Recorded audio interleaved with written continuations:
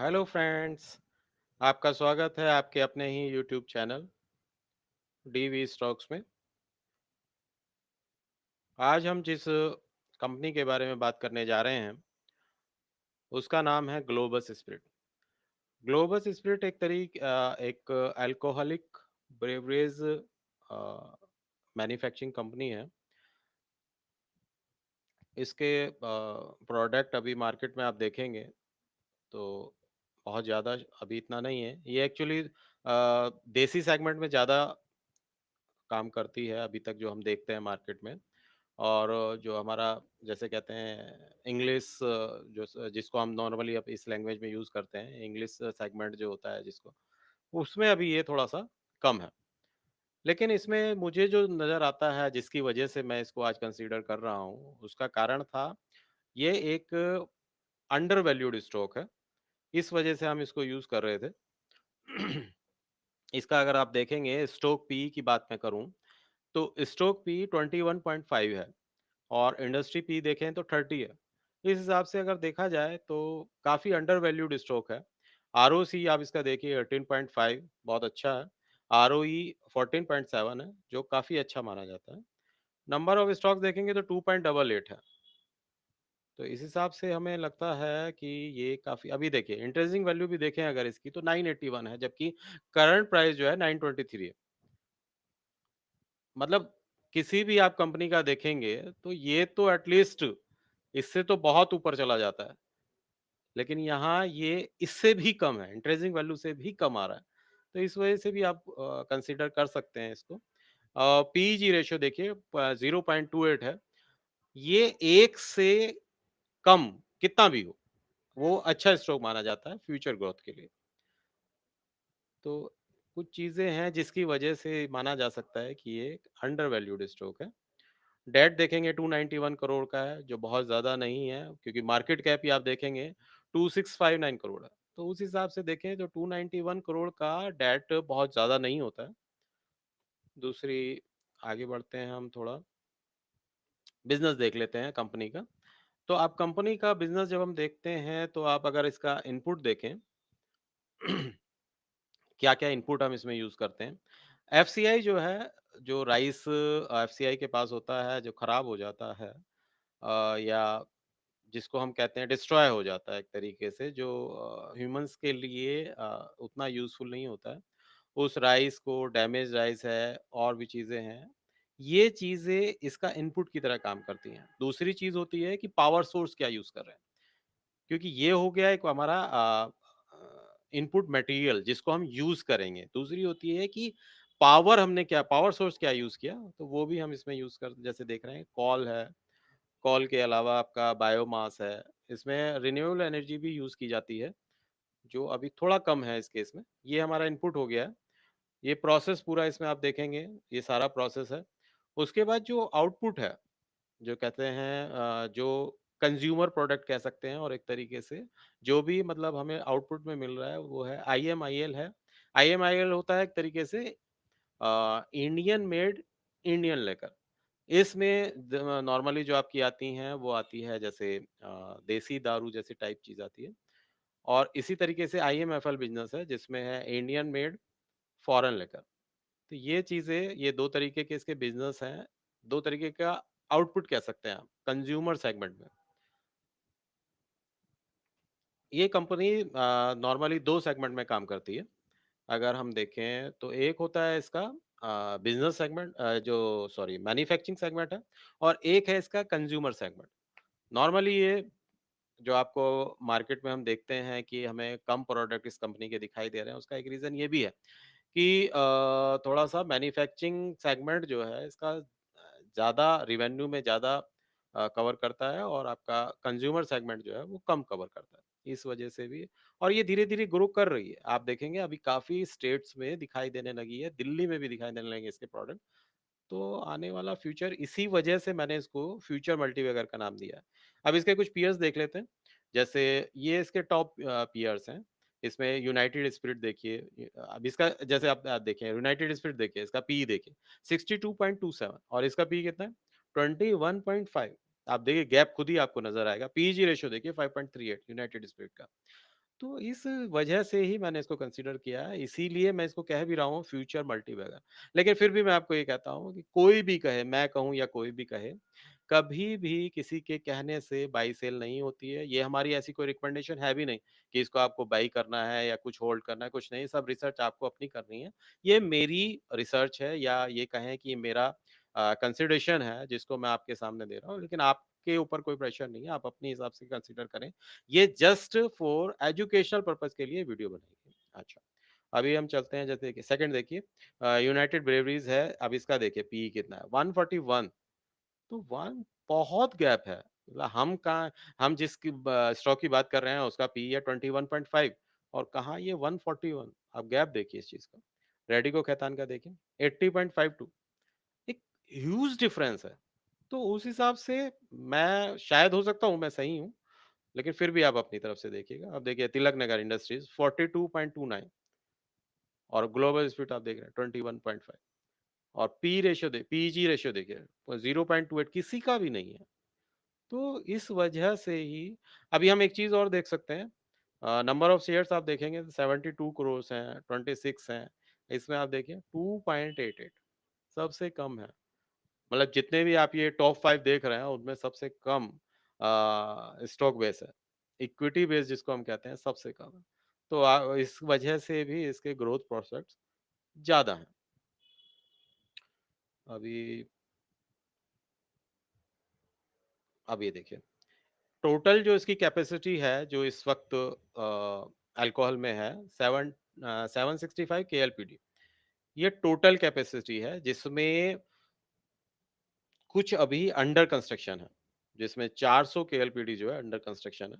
उसमें आप देख भी रहे होंगे कि ये आप देखेंगे construction to start in Q4 FY 24 और कुछ अभी बाकी है। तो मतलब ये अभी अंडर कंस्ट्रक्शन कह सकते हैं इसको आप। बाकी ये स्टार्ट हो चुका है। ये सब कंप्लीट है, ये स्टार्ट हो चुका है। अच्छा एक चीज़ और मैं आपको बता दूँ मैं मुझे इसको कंसीडर करने का एक रीज़न और भी है कि आज की डेट में जो आप देख भी रहे हैं चारों तरफ आपको सुनाई दे रहा है एथेनॉल स्टोरी जो है इंडिया की, उस वजह से भी मैंने इसको कंसीडर किया है क्योंकि अ, आने वाले टाइम में इथेनॉल इतना बड़ा स्टोरी बनेगा कि आप सोच भी नहीं सकते। अभी तो हम मुश्किल से 12-13% पे भी नहीं पहुँचे हैं और वो भी हम कंप्लीट नहीं कर पा रहे हैं। और गवर्नमेंट का जो प्लान है वो 20% ब्लेंडिंग का है। अब आप सोच के देखिए 20% ब्लेंडिंग जिस दिन होगी, उस दिन ये कंपनियाँ जैसे हम कहते हैं ना एचपी किसी ज़माने में थे आईओसीएल, एचपीसीएल वैसी कंपनियाँ बन जाएँगी इथेनॉल वाली। तो उस केस में आपको अजब-गजब ग्रोथ देखने को मिलेगी। तो आगे चलते हैं। इसके प्रोडक्ट की मैं थोड़ी बात कर देता हूँ। दे जो मैं आपको अभी बताया भी था 2 सेगमेंट में ये नॉर्मली काम करती है, कंज्यूमर सेगमेंट है और मैन्युफैक्चरिंग सेगमेंट। कंज्यूमर सेगमेंट क्या होता है, जिसमें इसका अपना ब्रांड काम कर रहा है। अपना ब्रांड मीन्स जैसे ब्लेंडर प्राइड है, तो ये एक ब्रांड है। तो उस सेगमेंट के लिए इसको हम कहते हैं कंज्यूमर सेगमेंट जिसमें कि कंपनी डायरेक्ट अपने ब्रांड के साथ मार्केट में है।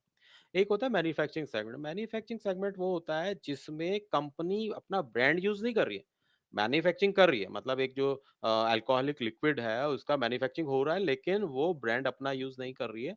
ये दूसरी कंपनियों के लिए मैन्युफैक्चरिंग होता है और उनको बल्क में दे दिया जाता है। फिर वो अपने ब्रांड के हिसाब से उसको सेल आउट करते हैं। लेकिन ये इनका ब्रांड कहीं यूज़ नहीं होता है, तो ये सेगमेंट जो है थोड़ा ये कह सकते हैं कि रेवेन्यू वाइज़ इसका रेवेन्यू थोड़ा कम रह जाता है क्योंकि इसमें क्या है आपका ब्रांड यूज़ नहीं हो रहा तो नेचुरली रेवेन्यू कम होगा। कंज्यूमर सेगमेंट का रेवेन्यू अच्छा होता है क्योंकि ये सब कुछ आपका मैन्युफैक्चरिंग भी आपकी है, ब्रांडिंग भी आपकी है, तो इसमें अच्छा रहता है, मतलब रेवेन्यू अच्छा रहता है। तो कंज्यूमर सेगमेंट में देखिए वैल्यू स्पिरिट है, प्रीमियम स्पिरिट है, क्राफ्ट स्पिरिट है। वैल्यू स्प्लिट एक तरीके से ये होती है जैसे आप देखते हैं हमारी लैंग्वेज में बोल देते हैं देसी दारू और ये प्रीमियम स्प्लिट हो जाता है जो आपकी इंग्लिश जो प्रोडक्ट होते हैं जैसे विस्की है, वाइन है, वोडका है, उस तरीके की चीज़ें होती हैं। इसमें थोड़ा-सा आगे चलते हैं प्रोडक्ट में। ये कंज्यूमर सेगमेंट मैंने आपको बताया, अभी मैं आपको बता रहा हूँ मैन्युफैक्चरिंग सेगमेंट। मैन्युफैक्चरिंग सेगमेंट में आप देखेंगे जो मैं इथेनॉल की बात कर रहा हूँ, वो हम एक तरीके से मैन्युफैक्चरिंग सेगमेंट में लेके आते हैं क्योंकि इसमें क्या है आपका बल्क में एक तरीके से होता है, इसमें कोई ब्रांडिंग नहीं है, इथेनॉल आप बना रहे हैं, तो अब इथेनॉल बना रहे हैं। तो उसमें अभी कोई ऐसी इतनी ब्रांडिंग की वाली बात नहीं है। तो इसमें आप देखेंगे, जो डिस्टिलरी प्रोडक्ट्स हैं, उसमें ग्रेन नेचुरल अल्कोहल है, ये नॉर्मली यूज़ हो जाता है आपका अल्कोहलिक ब्रेवरीज में और बाई इथेनॉल है, ये आपका चला जाता है, जो आपकी कंपनियां हैं जैसे आईओसीएल है, एचपीसीएल है, उसमें चला जाता है। ये जो होती है डीनेचुर्ड स्पिरिट जो होती है, ये नॉर्मली फार्मास्यूटिकल्स में यूज़ होती है, तो ये भी काफ़ी अच्छा सेगमेंट है। एक इनके को प्रोडक्ट्स जो बन के जो बाई प्रोडक्ट्स एक कह सकते हैं कि मतलब ये सब कुछ होने के बाद जो बचता है, वो कहाँ-कहाँ यूज़ हो सकता है? जैसे एनिमल फीड सेगमेंट्स में यूज़ हो सकता है। कार्बन डाइऑक्साइड इसका आउटपुट है। सैनिटाइज़र जो अभी हम अभी जिस दौर से निकले कोरोना वाले, उसमें सैनिटाइज़र शब्द काफ़ी यूज़ हुआ है, तो वो सैनिटाइज़र भी यहाँ से इसका एक बाई प्रोडक्ट होता है।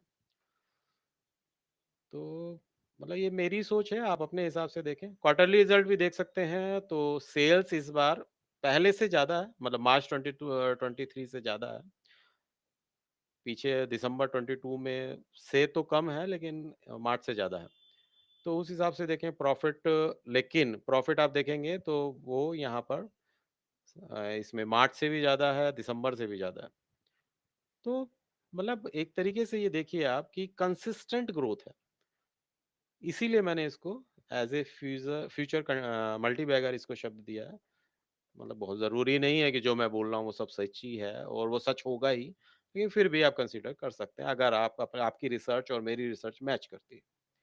अभी आप ये देखिए प्रॉफिट एंड लॉस स्टेटमेंट देख रहे हैं हम, इसमें प्रॉफिट देखिए आप 144, 187, 122, 124, मतलब ये क्या है, कंसिस्टेंसी है। मतलब मैं जो कह रहा हूँ वो है। ऐसा नहीं है कि कभी आज 2 है, कल 20 है, कल 100 है, फिर 1 रह गया, ऐसा नहीं है, कंसिस्टेंसी है। तो आप कभी भी कोई भी आप कोई मल्टीबैगर लेना चाहते हैं या कोई ऐसा स्टॉक ढूँढना चाहते हैं अपने से भी, तो ये चीज़ आप ज़रूर देखिएगा। कंसिस्टेंसी होनी चाहिए हर चीज़ में। सेल्स में भी, आपका प्रॉफिट में भी वो कंसिस्टेंसी होनी चाहिए। उसी हिसाब से आप उसको कंसीडर करेंगे कि भैया ये कोई मल्टीबैगर हो सकता है या इसमें कोई अच्छी ग्रोथ आपको मिल सकती है। मैन्युफैक्चरिंग यूनिट देखिए, 5 मैन्युफैक्चरिंग यूनिट्स हैं इसकी, जिसमें राजस्थान है, वेस्ट बंगाल में 2 फैसिलिटी हैं इसकी, हरियाणा में है, बिहार है, झारखंड में भी 2 फैसिलिटी हैं। तो ये इसकी टोटल 5 लोकेशंस पे मैन्युफैक्चरिंग यूनिट्स हैं। अब आगे चलते हैं हम, ये देखिए, ये मैं दिखा रहा हूँ आपको रिवेन्यू सेगमेंट। तो मैं जो आपसे कह भी रहा था कि जो इसका मैन्युफैक्चरिंग सेगमेंट है, वो सबसे ज़्यादा रिवेन्यू देता है। अब देखिए 64% ऑफ नेट रेवेन्यू, ये मैन्युफैक्चरिंग से आता है। इसमें भी आप देखेंगे थोड़ा ऊपर-नीचे है, लेकिन बहुत ज़्यादा गैप नहीं है, कंसिस्टेंसी है। तो ये बहुत ज़रूरी होता है कंसिस्टेंसी होना। ये कंज़्यूमर सेगमेंट है जो अभी बहुत कम है। अच्छा, इसमें मैं आपको एक चीज़ बता दूँ, आने वाले टाइम में ये कंज़्यूमर सेगमेंट में एक नया कहना चाहिए नया सेगमेंट शुरू करने के मूड में है। वो काफ़ी हद तक अप्रूव भी हो गया, सब कुछ हो गया। उसको बोलते हैं ये रेडी टू ड्रिंक। ये नया प्रोडक्ट ये लॉन्च कर रहे हैं, अब पता नहीं किस नाम से लॉन्च होगा, अभी कुछ नहीं है। लेकिन ये एक तरीके से कह सकते हैं एक पाथ जो है वो अप्रूव हो गया है। बोर्ड ऑफ डायरेक्टर्स ने ये पाथ अप्रूव कर दिया है। मेरी जो सोच कह रही है वो शायद रेडी टू ड्रिंक तो एक सेगमेंट बियर का ही बनता है। अभी देखते हैं क्या आता है। अभी कुछ क्लियर नहीं है, तो इसको जस्ट मेरी इमेजिनेशन समझिए। इसमें ज़्यादा ये नहीं सोचना है कि जो मैं बोल रहा हूँ वो सही है। मतलब ये मेरी सोच है। वहाँ पे सिर्फ़ इतना शब्द यूज़ हुआ है, रेडी टू ड्रिंक। अब शेयर होल्डिंग पैटर्न देखेंगे अगर हम, तो एक बार बीच में कम हुआ था, दिसंबर 2021 में अगर देखें 50.9 था, लेकिन उसके बाद कंसिस्टेंट है 51.01, उतना ही चल रहा है। तो ये भी एक अच्छा साइन है। प्रोमोटर को अपनी कंपनी पे फेथ है। एक होता है ना जैसे कि प्रमोटर की शेयर होल्डिंग डाउन होती जा रही है, तो थोड़ा-सा डाउट होता है। पता नहीं क्यों डाउन हो रहा है, क्या रीज़न है? मतलब प्रमोटर को ही अपनी कंपनी पे फेथ नहीं है, तो थोड़ा-सा डाउट होता है। लेकिन यहाँ पे क्या आप देखेंगे तो कंसिस्टेंसी है, तो मतलब लगता है कि फेथ है उनको भी। एफआईआई का देखिए दिसंबर 2022 में 4.83 था, उससे पहले 4.75 था, लेकिन मार्च 2023 में आप देखिए 4.76 और जून में आप देखिए 4.76 मतलब स्टेबल है। पहले भी 4.7 पे थोड़ा बहुत ऊपर-नीचे है, लेकिन कंसिस्टेंसी है। ऐसा नहीं है कि लोग भाग नहीं रहे हैं कि एक बार ले लिया तो भाग रहे हैं, उनको ऐसा लग रहा है पता नहीं क्या होने वाला है, ऐसा नहीं है। तो इसी वजह से मैंने इसको कंसीडर करना किया है। अब डीआई में देखिए अब, डीआईआई देखिए जून में 8.93 ये एक बहुत अच्छा साइन माना जाता है हमारे यहाँ पर इंडिया में, क्योंकि डीआई को हम ये मान के चलते हैं वो हमसे काफ़ी हद तक सुपीरियर हैं। न्यूज़ वाइज़ देखें या रिसर्च वाइज़ देखें उनकी वो हमसे थोड़ा-सा सुपीरियर ही रहते हैं। तो उसमें देखिए आपकी डीआई इंक्रीज़ कर रहे हैं तो माना जा सकता है कि कुछ तो है। मतलब इसको माना जा सकता है जो मैं शब्द यूज़ कर रहा हूँ फ्यूचर प्रोस्पेक्ट या फ्यूचर मल्टीबैगर जो यूज़ कर रहा हूँ वो माना जा सकता है। आप देखिए पब्लिक की शेयर होल्डिंग देखिए 35.29 ये इसीलिए कम हुई है क्योंकि डीआईए इंक्रीज़ हुआ है क्योंकि प्रोमोटर की तो कम हुई नहीं है। तो इस वजह से ये वो है थोड़ी कम हुई है पहले से। कोई नहीं, इसमें कोई दिक्कत नहीं है। तो कैसी लगी आपको मेरी ये वीडियो? अगर अच्छी लगी हो तो इसको शेयर कीजिएगा, लाइक कीजिएगा। कुछ कमेंट करना चाहते हैं तो आप कमेंट कर सकते हैं। मेरे चैनल को सब्सक्राइब करें और बेल आइकन को अगर हिट कर देंगे तो आपको मेरी आने वाली वीडियो मिलती रहेंगी। Thank you for watching. Thank you. Good bye.